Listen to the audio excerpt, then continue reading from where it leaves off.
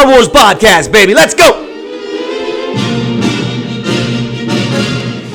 And a happy May the 4th to every single Star Wars fan out there. Sometimes it's trying to be a Star Wars fan. Sometimes we, as Star Wars fans ourselves, have to go on a hero's journey where we have to encounter people taking shots, try to take us down. But the thing about Star Wars fans is we don't stay down now, do we? No sirree, Bob. No. And that's why we're going to give you Andor Season 2, Episodes 4 through 6. That will be discussed today. Star Wars May the 4th be with you will be discussed today. I will be discussed today. I mean, I have to be discussed. I'm the only one here. So I'm going to have to talk about me or things from my perspective, I suppose. I mean, that's just part of the show. But we want to thank you for coming here, enjoying it, whether you're listening to the podcast on iTunes, Spotify, Amazon Music, whether you're watching on youtube.com/EastsideDaveTV. Subscribe everywhere. All my social media at EastsideDave. Subscribe, follow, share. Share it. Give it to your friends. Hell, Mother's Day is coming up. How about this for a Mother's Day gift? You send her a link. Go to the YouTube, EastsideDave TV, find the Yaddle Chattle playlist, and send her that link. She'll get 111 Yaddle Chattles. Because that's what this is. This is episode 111. And so then your mom's going to be like, well, thank you, son or daughter or whoever the fuck you are. Thank you for sending me a YouTube link for Mother's Day. This is the greatest Mother's Day of all. And then everyone will hold hands and run in a circle and rejoice and fall down. That's what will happen. So that's just a thought. That's just from me, Darth David. By the way, that's me, Darth David. I am the host, Eastside Dave, Eastside Dave McDonald, Davey Mac, Darth David, whatever.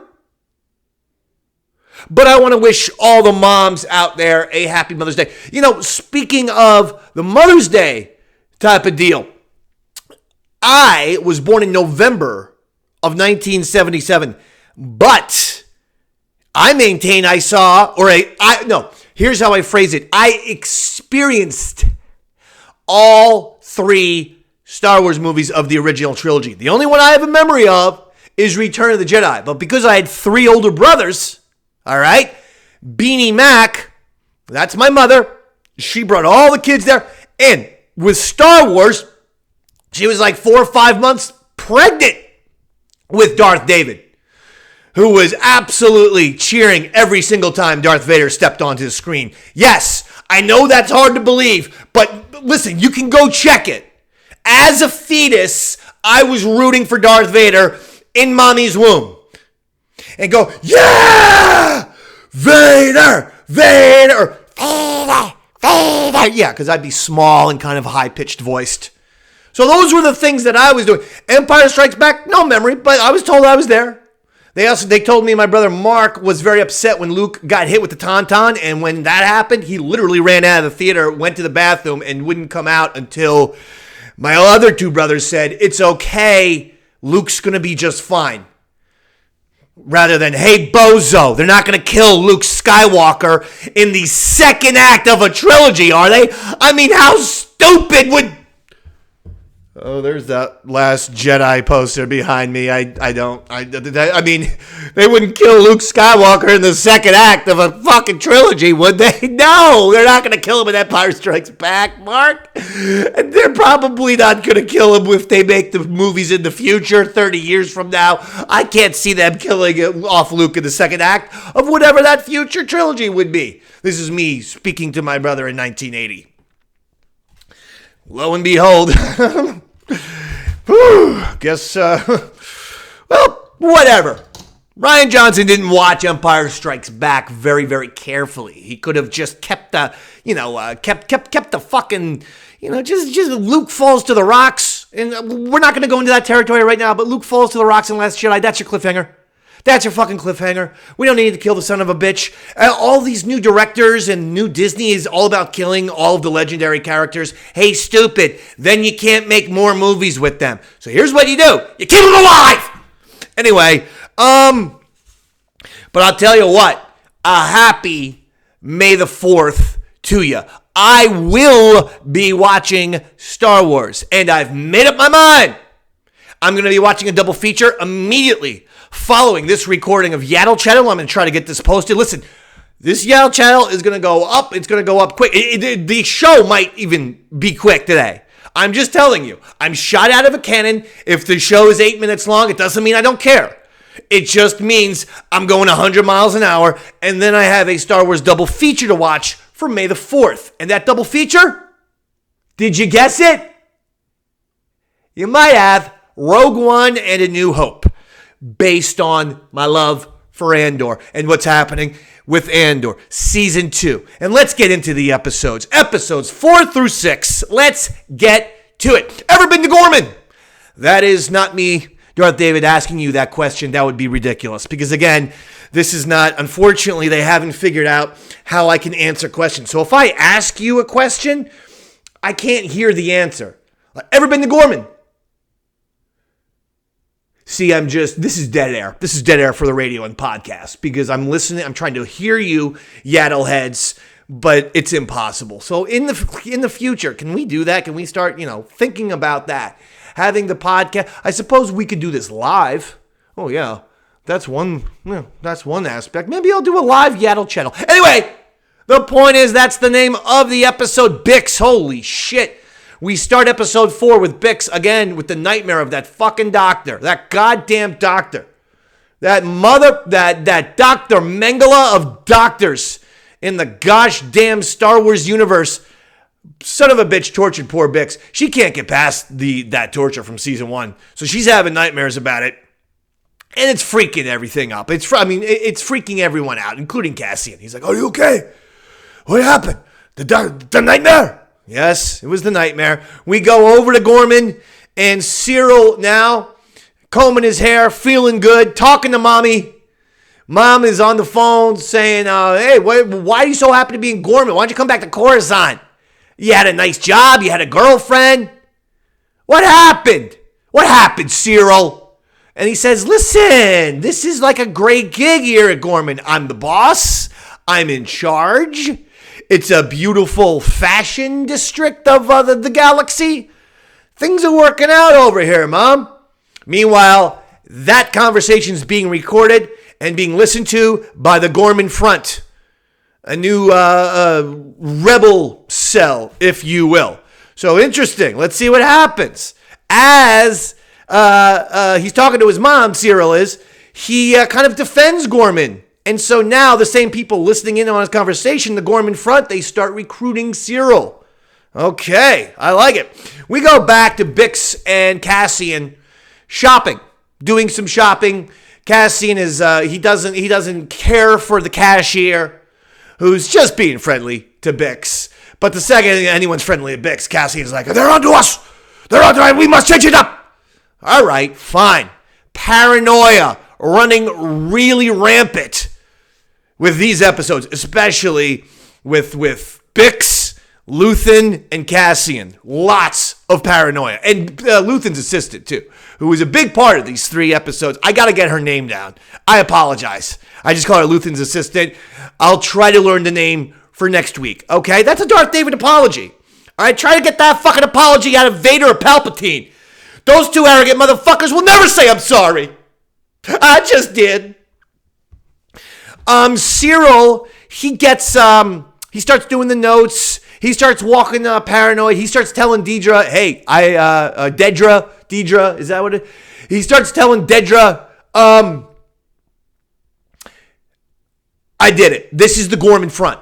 I am in. They've invited me into for a meeting. I'm going to meet the leader, Daddy. And I think we're good here." And Deidre's like, "Okay." I can't quite read if she's like, he's making more of this than it actually is. This is just like a silly, stupid little mission, and Cyril's treating it like it's the most important thing on earth. I think that's a possible thought, a pattern of thought for Dedra. The other thought was she's jealous. He's kind of kicking ass and taking names.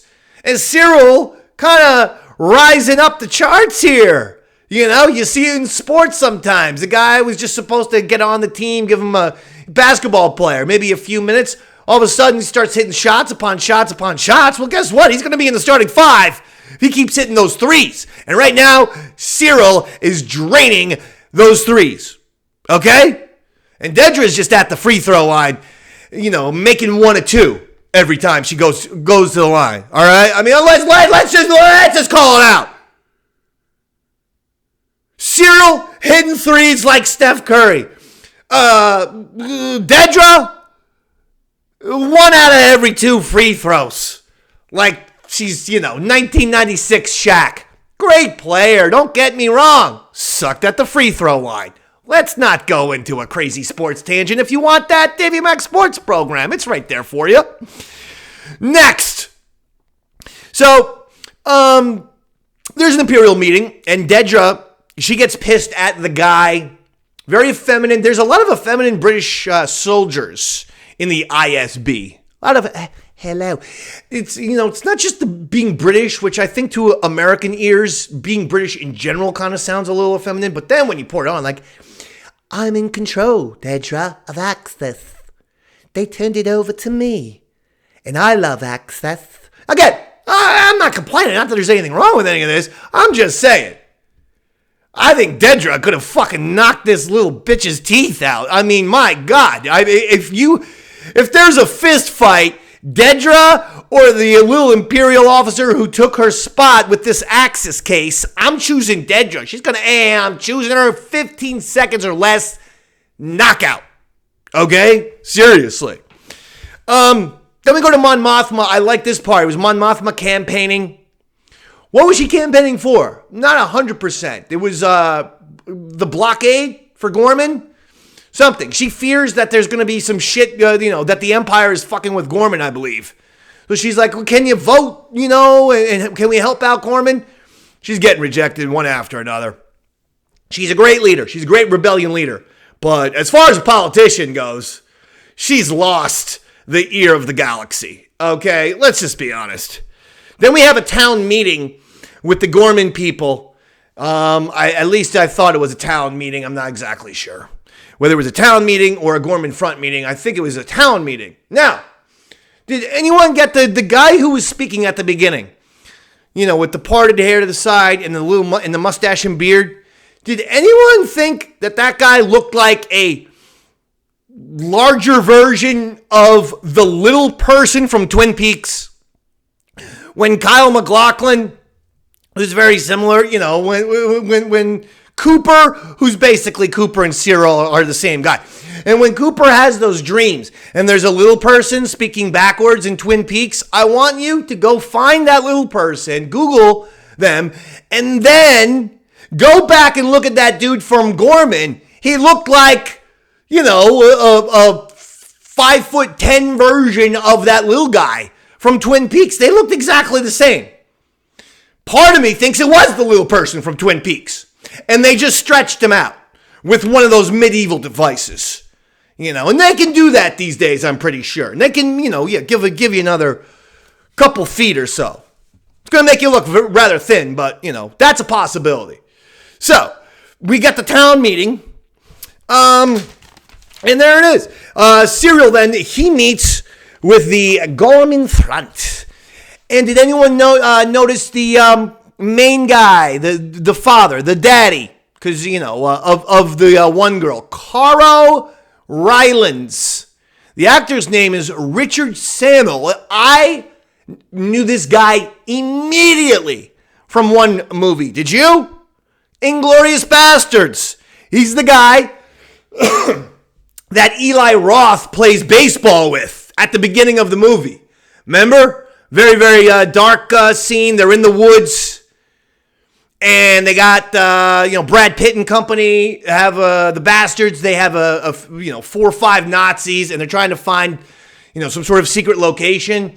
And then there's the one main Nazi that they're talking to. That's this dude. And then Eli Roth takes that baseball bat and that was a brutal scene. That's this guy. I love this guy. He's like a poor man's Christopher Waltz. He kind of looked like Christopher Waltz. And Christopher Waltz is in Inglourious Bastards. What this has to do with Star Wars, I have no idea. But I'm just saying, okay? I am allowed to do that. I'd love to see Christopher Waltz in a fucking Star Wars. Holy shit. You want to talk about someone who's perfect. Shit, I could see him as young Palpatine, Dad. Let's get Chronicles of... he wouldn't be too young. But nevertheless, or just create a whole new Sith or Imperial character for this guy. 100%. Cassian meets Luthen. Talks to him about Gorman. And then we go over to Saw's headquarters. And, oh boy, Saw Gerrera is crazy. He's talking more and more in the Tiny Tim type of voice, where I thought Saw Gerrera was going to be talking about tiptoeing through the tulips at one point. Just, Wilmon, do you want to help us? Do you want to help the rebellion? Come on. It's just very odd, but I love it. Forrest Whitaker's incredible. Jesus.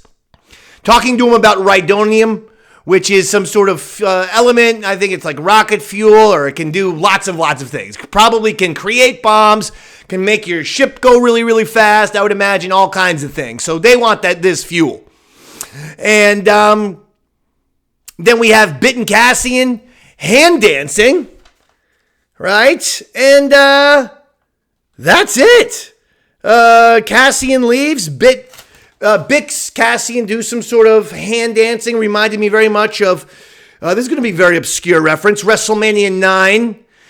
Okay, where Doink the Clown was having a match, and then out of the blue, a second Doink popped into the ring. And they double teamed the guy, and then they did this whole mirror thing where they fucking patterned each other's movements. They matched each other's movements. It was spectacular. I felt like Bix and Cassian were doing, the double Doink mirror spot there. And, more power to you. WrestleMania 9 was better than people remember. Anyway, that's it. Close credits. Let's go. It's episode 5. And this one is called I Have Friends Everywhere, 'cause I've been every man, California strip band, okay. Luthen's assistant. She really plays a huge part in episodes 5 and 6. I should know her fucking name. That's on me, man. Where's my phone? I'm going to do it right now. I apologize. Luthen, I've got to Google this out loud. Luthen's assistant. Her name is Clea Markey. Okay. Clea Markey. I'm going to try to remember. Wow, that name doesn't stick at all. That's been her name the whole time? Clea Markey? Yeah, no wonder I can't remember. I didn't even fucking know that was her name. Clea Markey. I don't think I've said that phrase out loud. Clea Markey. Anyway, Clea Markey. Clea. Let's just say Clea. Clea. She's listening into Skaldrin, and there's a little Skaldrin has a deal. He's got a problem. One of his pieces is counterfeit. There's a forgery on one of his fancy art pieces, and he's pissed off. Imperials, they come in to Cyril's office, and they shut him down. The whole thing looked like, they were acting out a scene. Cyril's pretending like he's against the Empire. He's putting on a show. He knows that the Gorman Front is observing him. And, they're spying on him. So he's going to make it look like Cyril is going to make it look like he's very anti-Empire, and he ain't. He is quite the pro-Empire guy. Meanwhile, we go back to Skaldrin, and he says, I need everything inspected. Everything! Gary Oldman, unprofessional. I need everyone. Everyone! Skaldrin kind of had the same tone. I need everything inspected. Everything! He's mad. And now this is going to be an issue, obviously. I forget if they say it here or later, but Clea knows that they have a bug. They have a listening device on one of these art pieces that they gave him. So if everything's going to be inspected, their little fucking bug is going to be found out, and shit, they're going to be in some hot water. Wilmon is with Saw Gerrera. Wilmon is the little buddy of Diego Luna, or Cassian Andor and Bix.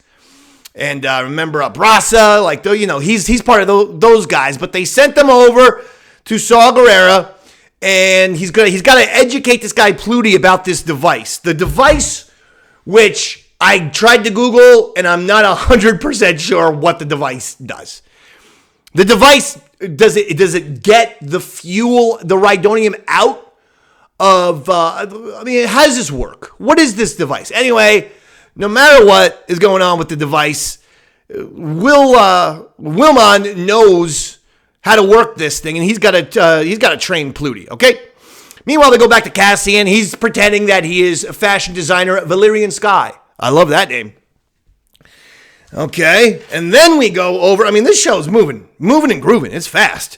Because then we go over, and we see Cyril meeting up with Dedra. Dedra, he says, okay, this is going on. They are definitely going to try some sort of attack soon. And then Dedra's like, okay, very nice. Now hit the lights. We've got 1 hour. Wow. Whoa. She is ready to go, this Dedra. Hey, that's fine. Cyril and Dedra, they're lovebirds. They're the most awkward, weird, cold lovebirds, and we love them. Then we go from there to Cassian, and now he's meeting with the front. He's meeting with the father there. Okay, so we had Cyril meeting with the guy. Now we have Cassian meeting with the guy from Inglourious Bastards, and he's sort of telling them like, I don't know if you guys are going to be able to do this. When usually we hijack shit from the Empire, and we do it, in space, or we go to their planet, and then we steal it and fucking fly away. You guys want to rebel against the Empire, but stay on the planet. Like, you do know they're going to they could send 1,000 ships and just blow the whole planet away. We'll blow all of you away. And so Cassian's like, I'm not going to help you guys. This is silly. This is silly. Meanwhile, we go back to Cyril and Dedra, and they meet, what's his name again? Partagaz. And Partagaz says Cyril's work is excellent. And then he leaves the room. All the spying work that Cyril's doing on Gorbid, Partagaz said, hey, your work is excellent, Cyril. Excellent work, Cyril. And by God, it looked like Cyril hit fucking Powerball. And then Partagaz leaves, and he goes to his girlfriend, Dedra. This is the greatest day of my life. Not when we met. Not when, the friendship. Not when I ran into you. Not when I got the job as a spy. No. This old timer, this crusty old imperial whatever, complimenting me, that's the greatest day of my life. Hysterical. Sometimes I just love Cyril. And oftentimes. We go back to Saw Gerrera's planet, and they're having what looked like a beautiful feast. I saw pigs being roasted. I saw all kinds. I was like, this shit looks like a good barbecue here. And maybe I'm just hungry because I really haven't eaten much today. But I would love to have a fucking space pig. I would absolutely take a bite out of that thing. And that's when Pluty goes to Saw Gerrera and goes, look, I can do this, but it's very, very complicated. You're asking me, Saw, to have this technological device, which I'm not really sure what it does, but I have to memorize 8 combinations and procedures with this thing. If you could just give me where we're going, all I have to do is remember the one procedure. And then it'd be much, much easier. And Saw tells him, he says, okay, we're going to the moon, some kind of moon. And there you go. There's the destination, pal. There you go, Pluty. So go take it or leave it, bud. And Pluty's like, oh, thank you. Well, we cut over to Luthen and Luthen's assistant, Clea. See, I remembered there. And they're fighting. And they're saying, and Luthen goes, we're drowning in information. We've just got too much. And Clea's like, all right, just stop. Shut up already. We gotta go to that party and remove the listening device from the damn piece of art that we gave him. We gotta do this. So stop bitching and complaining about drowning in information, you silly nut. I'm telling you what, Luthen and Clea, they look like they're headed for Breakupsville. I know that they're not an actual couple like Cyril and Dedra. I'm just talking about they're gonna part ways. Or I'm starting to think one of two people is gonna be killing Luthen. Clea or Cassian. One of two people. That's a prediction right there. Boom. And did you see some of the predictions I had last week? I got a lot right. Okay? I'm just going to let you know. Anyway, we head back to Saw's planet, and Saw realizes that Pluty, with the little questions and telling him, tell me where we're going, Saw. Tell me where this secret mission is. Give me a 24-hour advance of that. And Saw's like, this guy's a traitor. He's gonna dime us out. He shoots Pluty, takes a radio device. He knew it. He called it. Yep, Pluty was a traitor. Oh, man. And when we see Pluty's body on the ground and then the X-Wings take up, first of all, phenomenal shot. That's the part that we saw in the trailer. Looked great. And the whole X-Wings and everything going into hyperspace looked great as well. Cassian then tells the leader, the guy from Glorious Bastards, you guys are too inexperienced. You're just not ready. You're too fucking amateur. All right, bud? And then we finally end with Saw and Wilmon with the Rydomian, I guess it was, or whatever the fuel was, and they're just straight up huffing it like they're fucking Cheech and Chong. I mean, like they're Beavis and Butthead. They're getting high off of fucking, spray paint. I loved it. And Saw goes into a crazy-ass speech, and Wilmon's just like, I am so bugging out. Like the part of Fear and Loathing in Las Vegas where he looks at the wall, and all of a sudden the fucking wallpaper starts moving, and he goes, oh, shit, here it goes. Goddamn, Wilmon, he basically might as well be Syd Barrett, the founder of Pink Floyd, who did so much acid he thought he actually turned into a cup of orange juice. Okay? Saw, you're gonna fucking goddamn burn all of the brain cells out of Wilmon's head. But it was a great speech, great scene, and that's it. Saw gets crazy. He gets Wilmon to get on the fucking drugs, and bam, we're headed to episode 6. This is incredible to think that now we are officially halfway through Andor. My goodness. Episode 6, what a festive evening. Cassian gets out of Gorman, finally meets up with Luthen. Luthen asks him, so what do you think? Cassian's like, these people are not fucking ready. Are you kidding me? And Luthen's like, well, you're not seeing the bigger picture. This is a very prestigious planet. If it gets blown up by the Empire, that would be good for us. Or they rebel and they take down the Empire on that planet, and that would be good for... It's a win-win, Cassa. Well, Cassian doesn't seem to think so. He doesn't seem to think so. And Cassian goes home and rings the doorbell. Bix, no answer. He finally gets in there, and he realizes Bix is on another goddamn fucking bender. With like Timothy Leary and the Kool-Aid fucking gang. And she is just, talk about Syd Barrett. Jesus Christ. She's doing more fucking acid than Charlie Manson, this lady, okay? And she's twice as dangerous. And he's like, what the fuck, Bix? I love you. But Jesus. And then he talks to her, and she's like, oh, Luthen stopped by. And he goes, what? What do you mean Luthen stopped by? He didn't tell me. Yeah, that's a good point. Why'd you leave that out, Luthen? You couldn't just mention to Cassie and I dropped in on Bix, just to make sure she's okay. Like I told you, that I would do. I told you I'd care for her, so I did that. And let me tell you something, Cassian. When I dropped in on her, she was fucking higher than Brian Wilson recording Pet Sounds. Okay? Goodness gracious. Kazza. So Cassian's pissed at Luthen. He visits him at his art shop, and he's like, what the hell? Why didn't you tell me about this visit to Bix? He's like, and Luthen's like, I had to make sure she's doing okay. And quite frankly, I didn't like what I saw, brother. I didn't like what I saw one bit. She was on the drugs, Cassian. So what are you going to do about it? And Cassian's like, I'm not going to do shit about it. If you're telling me that like you're nervous because Bix is on drugs, you're going to have to be the one to kill her, not me. Wow, that was a powerful fucking scene. That was a great scene. A great scene. So Luthen kind of does basically threaten Bix to Cassian. That's why I say Luthen's going to be killed by Clea or Cassian, in my opinion. It's got to happen by one of those two people, right? We go back to Gorman. Cassian's out. Val and Kinta are in. The sweethearts have reunited since their little heist on Aldhani. I guess, no, they were also on Ferrix together at the end. Regardless, it seems like they've spent some time apart, but now they're together.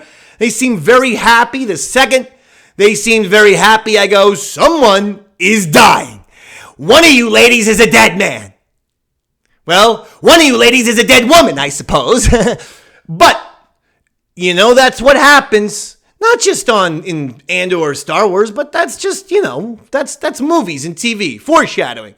Oh, they seem like they're getting along. Kinta's like, oh, man, you know what? I was confused, but, I missed you. And you could see Val's all happy. And, they're going to be all happy. Yeah, I'm sure that's going to last. The one thing that Val and Kinta said, which was very, very important, follow orders. Nobody goes into business for themselves. That's how people die. Val and Kinta, it's us two. We are in charge. You fucking amateurs listen to everything we say. Do this, and this. And upon giving them all the orders, Val and Kinta said, also, Val and Kinta will be the only ones with blasters. I don't want any of you other people to have blasters. And remember, always follow orders. Oh, shit. That obviously is going to play a big part later on. Mon Mothma and the Senate do a pledge of the allegiance. And she's all freaked out. And that's when we're going to go to a fancy party. And I love this fancy party. Good music, good place. I'll tell you what, man. This Skuldrin, was this his house? Is this Skuldrin's house? Fucking shit was bigger than the Opera House in Revenge of the Sith. Holy mackerel. Beautiful. Beautiful estate. Beautiful. We got to get the Robin Leach with the, lifestyles of the rich and famous covering fucking Skuldrin after this episode. Golly. I want to see a whole tour. And look over here. It's Skuldrin's hot tub. Okay.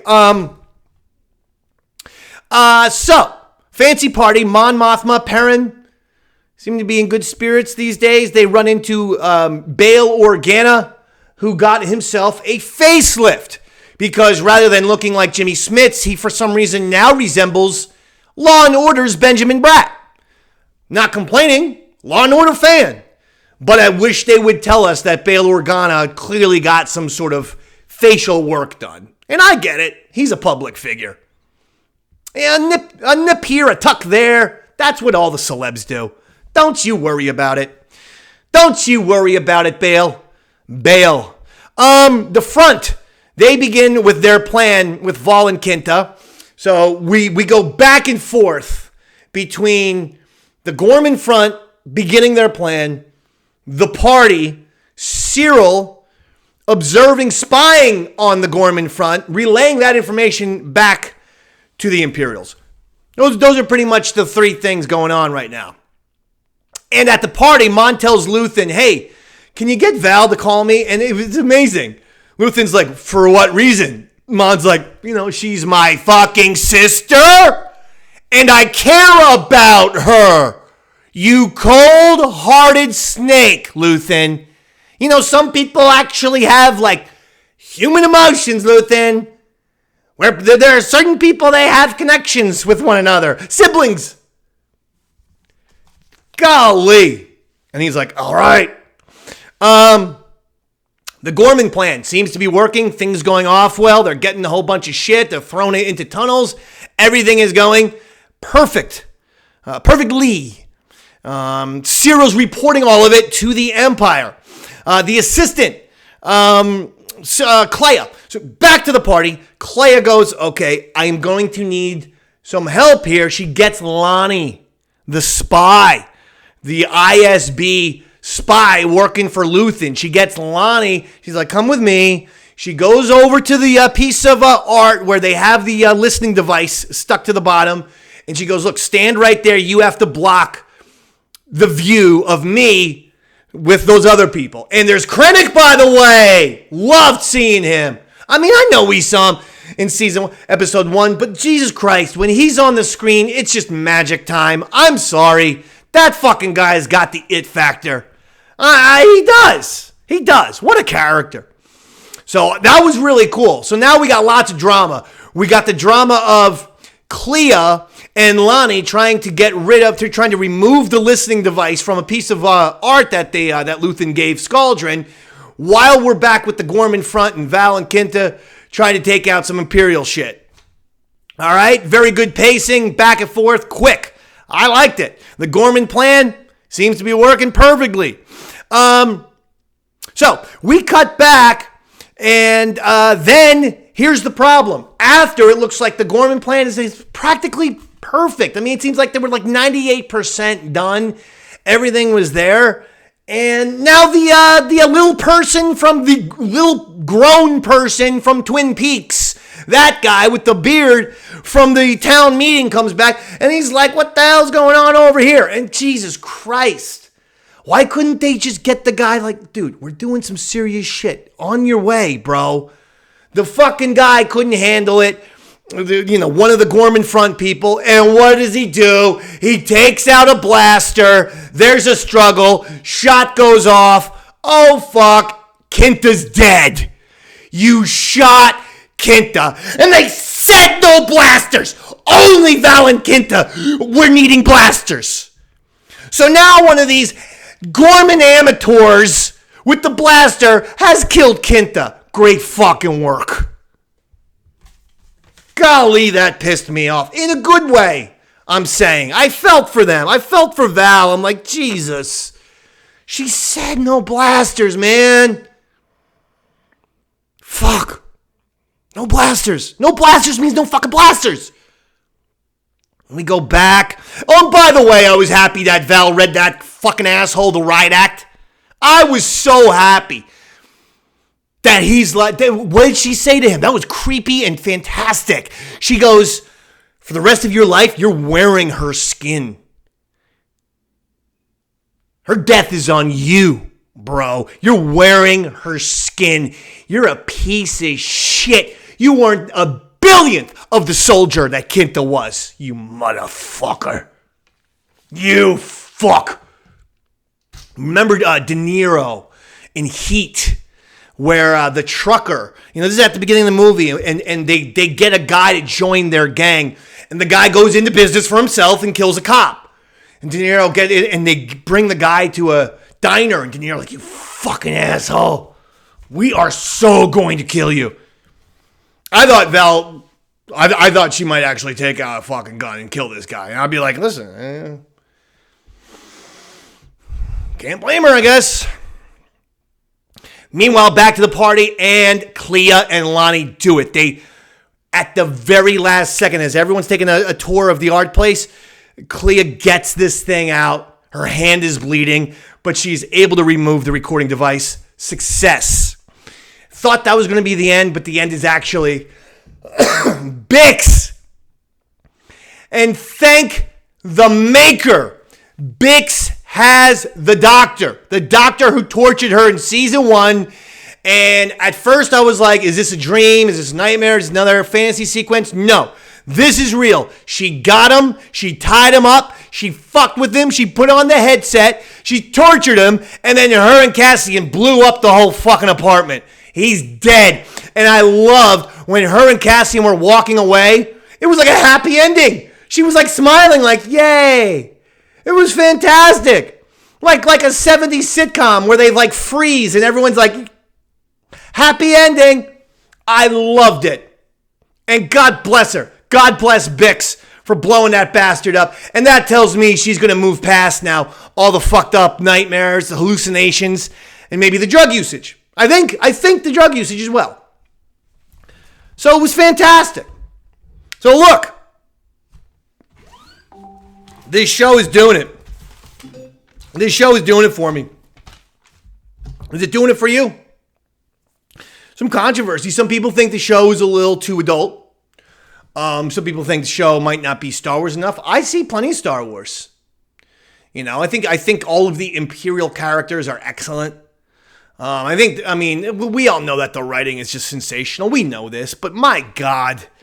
I mean, some of that shit is just, you know, like I said, Val telling the guy, you're wearing Kinta's skin on you for the rest of your life. That freaked me out.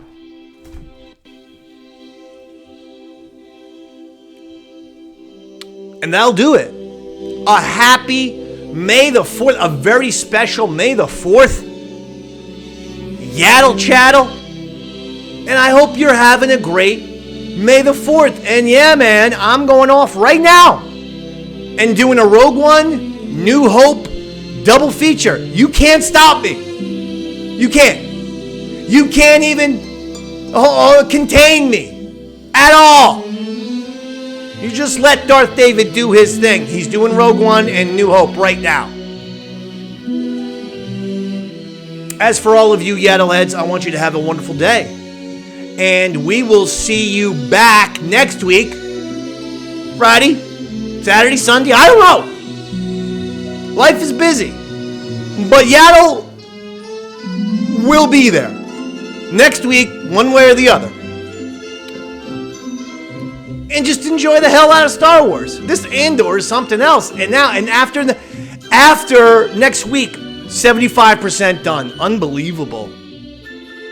But I'm really looking forward to episodes 7, 8, and 9. I think they're going to be quite unpredictable. I don't really know what's going to happen. Well, I guess I never know what's going to happen. I'm not fucking Nostradamus or any of this shit. I'm not clairvoyant, as they say. I mean, with the red hair, I'm more like Claire Danes. I'm not clairvoyant. With the red hair, I'm Claire Danes. My so-called life reference. Yeah. Anyway, hey, happy May the 4th. I love ya, Yaddle heads. We'll be back here next week. God bless ya.